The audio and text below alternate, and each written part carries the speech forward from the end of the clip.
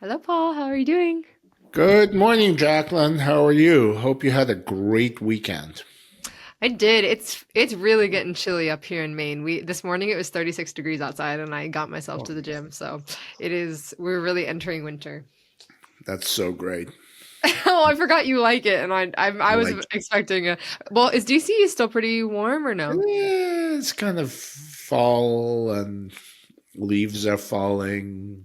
Squirrels are eating the pumpkins. The yeah, that's great.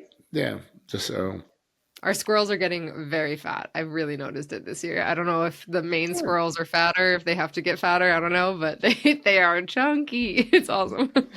have you considered setting out some Ozempic outside? Just to help them out. Mm. Yeah, put it in the pumpkin. Yeah. That would really not go well for them. I think I would kill a couple squirrels over the course No, of that next would be a good patriotic gesture because that's one of those things that we Americans do well, which is develop Yes. drugs and stage uncontrolled and unmonitored in a new way experiments on the entire population. So we can try on squirrels and then Oh my God. Woof, that see is. what happens.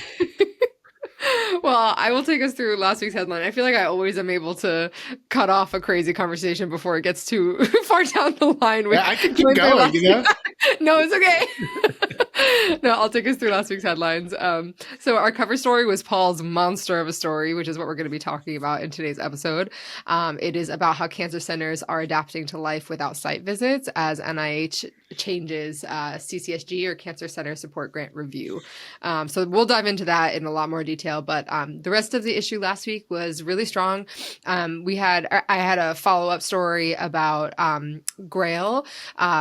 Last year, we had written a really in-depth coverage of a class action lawsuit brought against them, primarily about insider fraud and overstating the clinical promise of Grail's multi-cancer detection test called Gallery. This shorter story is about a resubmission of that complaint because it had been dismissed on some fancy legal grounds that I don't. It's like causation of damages or something. I'm not a law person at all, but the story is that they are basically continuing with the lawsuit. So that's the gist of that story. And then we had a roundup, which will hopefully be the first of a yearly series where we kind of give a roundup of what the Friends of Cancer Research's annual meeting will be focusing on. Really interesting, juicy stuff. I think for Paul and I, that like sort of clinical trials, regulatory nerding out. It was a very interesting roundup. A big part of me wanted to go deeper into each of them, but alas, there's too much news.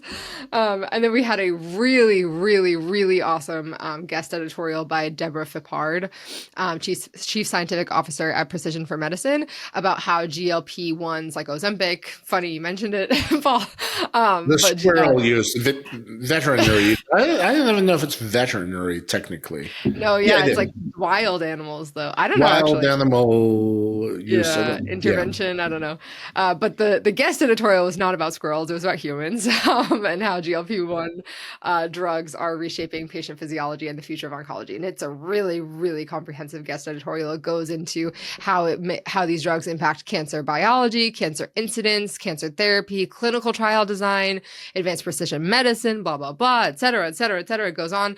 It is a really, really awesome, comprehensive story. So would definitely recommend checking that out. So yeah, that was last week's issue. Definitely a powerhouse. It felt like a really good issue. But Paul, let's dive into your story. Do you want to just start? I'm happy to just hand the floor over to you. Yeah. Well, it was about sort of the high level of consternation over the disappearance of the site visit from the CCSG review, which is sort of the first thing that happened during the flooding of the zone. NIH took over the Cancer Center Support Grant Review, Yeah. and there was a lot of concern about it.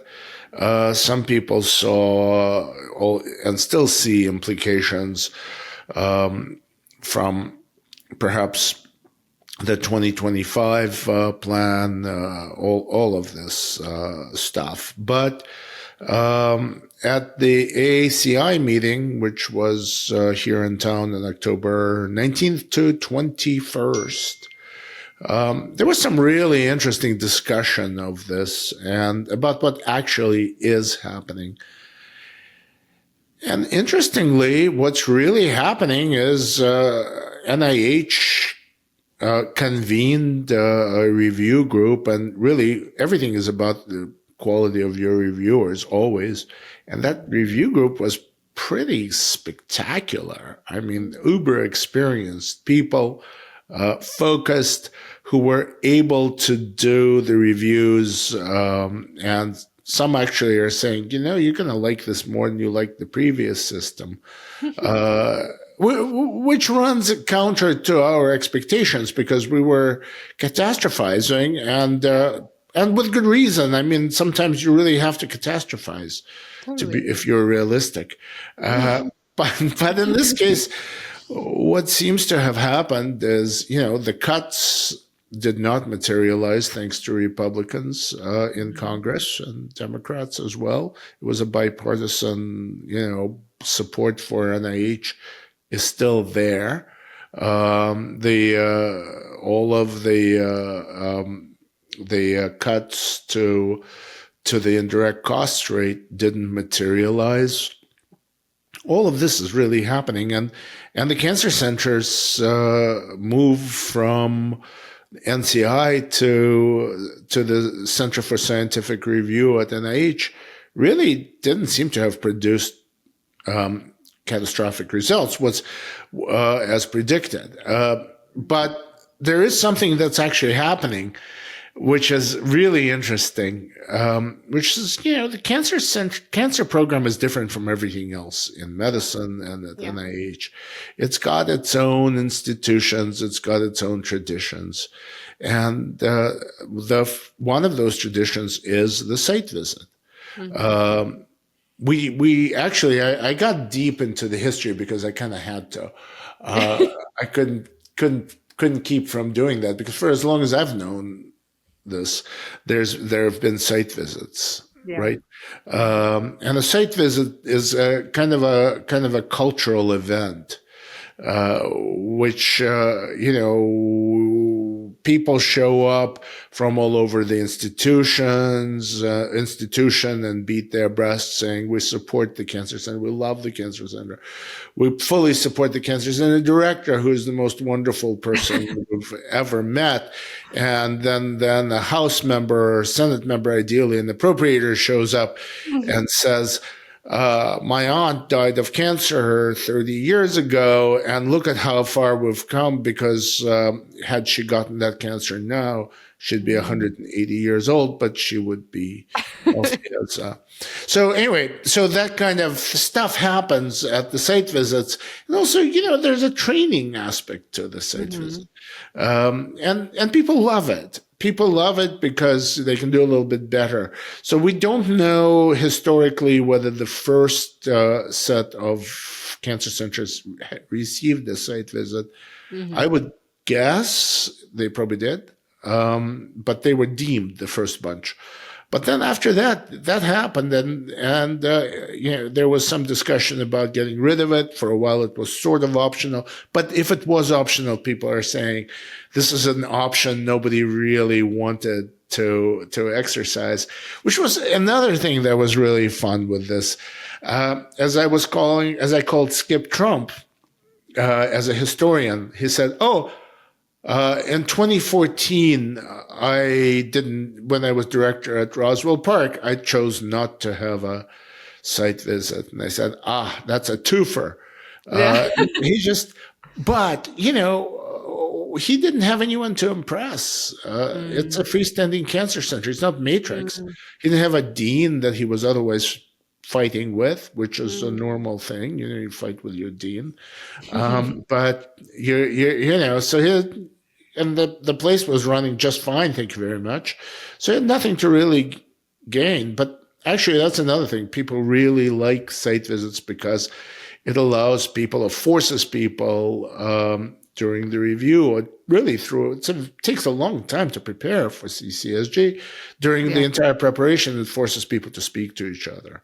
Yeah. Which is kind of the whole idea of the cancer center, which is kind of one of the quirks. So how do you do this when you're doing on-desk review? That was much of the discussion at AACI, at the session that I focused on. And it's different. Like in the past, the whole festivities of the site visit would begin with the director's report, and the director would summarize the whole thing, and then other people will jump in and so forth. But in this on-desk review, the director's remarks go last. Yeah. But it's a direct, you could probably read them first. Who can stop you? Nobody knows how you're reading. There's some moves, and there are some moves apparently in Congress to bring back some version of this site visit. And I don't think anybody really objects to that either way. And I don't believe NCI would have any problem with it, but we don't know because NCI has been on shutdown and they were not represented on any of the panels at the AACI. But it would be nice to find out what the thinking is. But hey, they can do this either way. Yeah. And some very, very smart people are on those on the review board. Yeah. Which is very, very focused. Yeah. Yeah. Well, that was, I think, one of the main concerns about moving the review to NIH rather than out of it being in NCI was that cardiologists, different types of people who are doing brilliant NIH work might not have the sort of nuanced understanding of cancer and cancer centers that is required for review. But you're saying that they're pretty good. Oh, no, these are all cancer center people, mostly directors. Nice. There were two on that panel. One of them was Mark Evers from Kentucky, and the other was Pavan Reddy from Baylor. So, gee, if I had a cancer center, I want these guys to be reviewing it. My God. The point that really isn't stated, but probably should be, is that if you have a cancer center, you probably want these guys reviewing it. Because it's focused, they're uber experienced, they know what they're talking about, and they know the cancer centers too. Then there's something else that's kind of struck me as fascinating, and as everything with the cancer center, it's all going to be deeply varied from center to center. Yeah. But the EAB, which is another one of those quirks of the cancer program, right? The cancer centers are a quirk of the cancer centers program, right? Yeah. The external review board. That's yeah. And they're a board that prepares you to do this, and do the site visit specifically, right? To do that, not just site visit, to CCSG, and they advise the center director, and they're usually people from other cancer centers. Yeah. Who are very experienced and who understand, what to do about all of this. It's an amazing groups usually, and it's really fun for them to look at other cancer centers, and it just shows, it just builds this cultural cohesion of the entire program. Yeah. I mean, when I think about EABs, I'm almost sorry I'm not an oncologist or center administrator, because it would be really fun to look at one of those centers and advise a director. Yeah, could really be a total blast for a certain kind of nerd. Yes, exactly. But why do you need an EAB without a site visit? The answer is you probably still do. Yeah. So there were these jokes about, EABs being like Broadway productions, like Phantom of the Opera. And the joke was, well, maybe we should do something off Broadway, make it kind of a small site visit. Yeah. Where, by the way, the other thing with the site visit is you can look at, there's a lot to the site visit. But it also is kind of a last chance for a center to say, hey, you're missing the point. We do this way because of this, and we've accomplished that. So doing this all on paper with EAB as your editors rather than your directors, Yeah. Yeah. It's gonna be an It's adjustment. yeah, it's like or producers, the producers. Yeah. So so it's kind of yeah, it will have a cultural impact. It Yeah. has had a cultural impact. It would be prudent to mark the calendar uh, to mark November 25 as Mhm. the date to look at the calendar and look at the NCI websites to see whether FOA for cancer centers has been published. Because Yeah. if that thing dropped, it will set aside everything and read, because you might get a call from the cancer letter as well. Yes. Uh, to, but it would be very interesting to have a list of reactions to it, because Yeah. that's an FOA that's going to probably expect it to last 3 years. Mhm. That And FOA is funding opportunity announcement, right? yeah, For the and CCSG. yeah, and it will define CCSG for the next 3 years. Yeah. There could be big changes there, could be no changes there. I have no idea. Because, I Yeah. mean, the FOA was changed this spring Mhm. in accordance with the administration's priorities. Yeah. Yeah. Changes weren't really, huge. Well, I mean, site visits actually mentioned in there. Mm. So we'll see what happens there. But, we haven't heard from NCI at all on any of this. Yeah. Yeah. Well, we will definitely be the primary people dropping everything to read that Oh, on God. November 25th if Oh, possible, or if it comes out. my schedule is, yeah. So for It's this to be cleared that day. that day, I do nothing. Okay. Sounds good. I mean, it's going to be a day of reading the FOA and calling people who are smarter than I to tell me what's in there. Which is our job, really. It's our It's job. basically what we're doing all the time. That's kind of why this is a great job. It's a great time Oh, to be a yeah. journalist. It's always a great time to be a journalist because you get to call people who are smarter than you are. And ask them to explain things. I know. That's literally why I like it. It's awesome. And then sometimes they even talk to you. That's the part that's really fun. Yeah. So Like, it's yeah. always a good time to be a journalist, but now it's a Always. great time to be a journalist. Whoa, okay, stepping up. All right, it's a great time to be a journalist. All right, well, thank you, Paul. We will circle back next week. Same place, same time. Yeah, bye.